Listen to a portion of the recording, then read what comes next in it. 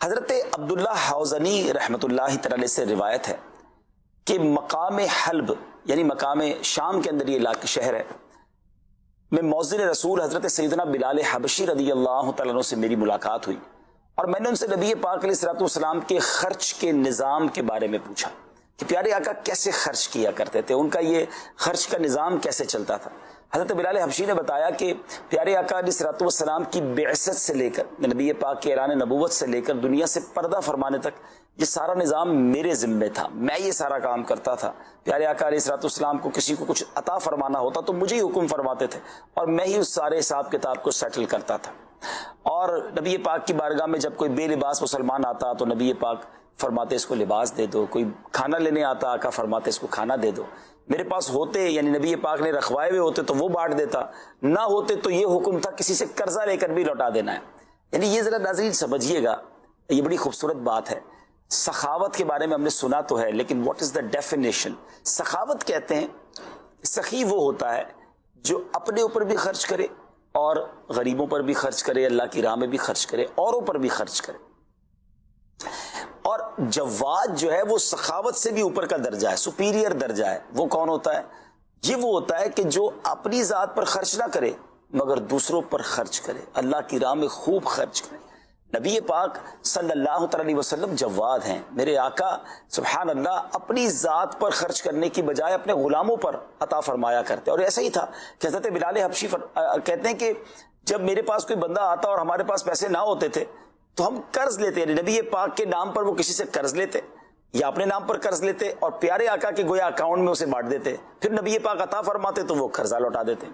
کہتے ہیں یہ ہمارا معمول تھا۔ اب ہوا یہ کہ ایک بار ایک شخص آیا میرے پاس، حضرت بلال حبشی کہتے ہیں جو غیر مسلم تھا، کہتا ہے کہ اے بلال آئندہ کسی سے قرض مت لیا کرو، مجھے سے قرض لے لیا کرو، میرے پاس بہت مال ہے۔ کہ ٹھیک ہے، میں نے ان سے قرضہ لے لیا اور لوگوں میں تقسیم کرنا شروع کیا۔ تھوڑے دنوں کے بعد وہ جو غیر مسلم تھا وہ کئی تاجروں کے ساتھ میرے پاس آیا اور کہنے لگا اے بلال یاد ہے نا تم نے مجھ سے قرضہ لیا تھا اور وقت آ گیا اب قرضہ لوٹانے کا۔ تو حضرت بلال حبشی نے کہا ابھی تو کچھ دن باقی ہیں۔ تو کہا اگر تم نے مدت پوری ہونے پر قرض ادا نہ کیا تو اے بلال یاد رکھنا میں تمہیں غلام بنا کر ویسی بکریاں چرواؤں گا کہ جیسے تم پہلے چرایا کرتے تھے، یعنی تم واپس غلام بنا دیے جاؤ گے۔ تو اب حضرت بلال کہتے ہیں مجھے فکر دامن گیر ہوئی، میں ٹینشن میں آ گیا کہ واپس مجھے غلام بنا دے گا۔ اب وہ کہتے ہیں رات نبی پاک علیہ الصلوۃ والسلام کی خدمت میں حاضر ہوا اور آ کر عرض کی کہ حضور میں جس غیر مسلم سے قرضہ لیتا ہوں نا وہ غیر مسلم جو ہے وہ اب جان کو آ گیا اور اس نے تو مجھے یوں دھمکیاں دی ہے کہ میں تمہیں پھر سے غلام بنا دوں گا، پھر تمہارے ساتھ یہ معاملہ کر لوں گا۔ تو حضور ایسا کرتے ہیں کہ ابھی تو رقم ہے نہیں کہ ہم اس سے لوٹا سکیں، تو مجھے اجازت دیں کہ واپس میں علاقے میں کسی گاؤں میں چلا جاتا ہوں جہاں مسلمان لوگ ہو چکے ہیں، ان اس علاقے میں چلا جاتا ہوں، جب آپ کے پاس اللہ تبارک و تعالیٰ وہ رقم عطا فرما دے کہ جس سے میرا قرض اتر جائے میں واپس آ جاؤں گا۔ یہ تھوڑے دنوں کے لیے حضرت بلال حبشی اسکیپ ہونا چاہتے تھے، اس علاقے سے جانا چاہتے تھے کہ کہیں وہ شخص یہ والا کام نہ کر دے۔ اتنی ٹینشن اتنی فکر حضرت بلال حبشی رضی اللہ تعالیٰ عنہ کو ہو گئی۔ کہتے جب صبح کے وقت میں اپنے گھر سے اس علاقے کی طرف جانے کا ارادہ کر کے نکلنے لگا تو ایک شخص دوڑتا ہوا میرے پاس آیا اور کہنے لگا کہ اے بلال تمہیں نبی پاک علیہ الصلوۃ والسلام نے بلایا۔ میں وہاں پہنچا تو کیا دیکھتا ہوں کہ پیارے آقا علیہ الصلوۃ والسلام کے دروازے پر 4 اونٹ کھڑے ہیں اور اس کے اندر اوپر سامان بھی لدا ہوا ہے۔ میں اندر گیا تو نبی پاک علیہ الصلوۃ والسلام نے فرمایا مبارک ہوا ہے بلال، اللہ تعالیٰ نے تمہارے قرض کی ادائیگی کا سامان کر دیا ہے۔ وہ جو تم نے جو 4 اونٹ دیکھے نا، جاؤ اور جا کر یہ اونٹ جو ہے اس میں غلہ بھی ہے، اس میں سامان بھی ہے، اس کو فروخت کرو اور اس بندے کا قرضہ ادا کر دو، یہ ابھی مجھے حاکم فدق نے تحفے میں بھیجیں۔ حضرت بلال کہتے ہیں میں نے حکم کی تعمیل کی، پھر جب مسجد میں آیا تو نبی پاک علیہ الصلوۃ والسلام نے ارشاد فرمایا کہ اے بلال تمہیں اس مال سے کچھ فائدہ ہوا؟ میں نے عرض کی اللہ تعالیٰ نے وہ تمام قرض ادا فرما دیا جو رسول پاک پر تھا۔ آپ علیہ الصلوۃ والسلام نے فرمایا اے بلال اس میں سے کچھ مال باقی بھی بچا ہے؟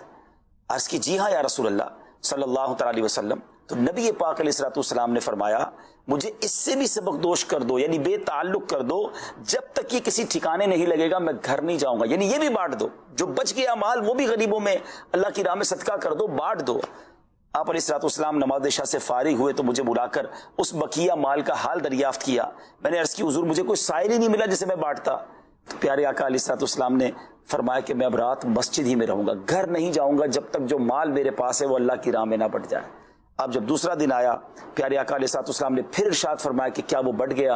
حضرت بلال حبشی نے کہا جی حضور وہ تقسیم ہو گیا۔ سبحان اللہ۔ پھر نبی پاک نے تکبیر کہی اور کیا فرمایا، خدا کا شکر ادا کر کے فرماتے ہیں کہ پیارے آقا علیہ الصلوۃ والسلام کا جو کہنے کا مطلب تھا، کتابوں میں لکھا کہ نبی پاک کو یہ ڈر تھا کہ کہیں ایسا نہ ہو کہ موت آ جائے اور وہ مال میرے پاس ہو۔ اللہ اکبر۔ پھر نبی پاک اپنے کاشانہ اقدس اپنے گھر تشریف لے گئے۔ ناظرین کیا سیکھا اس واقعے سے؟ ایک تو میرے آقا علیہ الصلوۃ والسلام کس قدر تقسیم فرمایا کرتے، سبحان اللہ، بظاہر نعمت نہ بھی ہوتی تو قرض لے کر بانٹا کرتے۔ سیدی اعلیٰ حضرت جبھی تو لکھتے ہیں نا، واہ کیا جود و کرم ہے شہ بطحا تیرا، نہیں سنتا ہی نہیں مانگنے والا تیرا، اور پھر اپنے پاس جمع بھی نہ فرماتے۔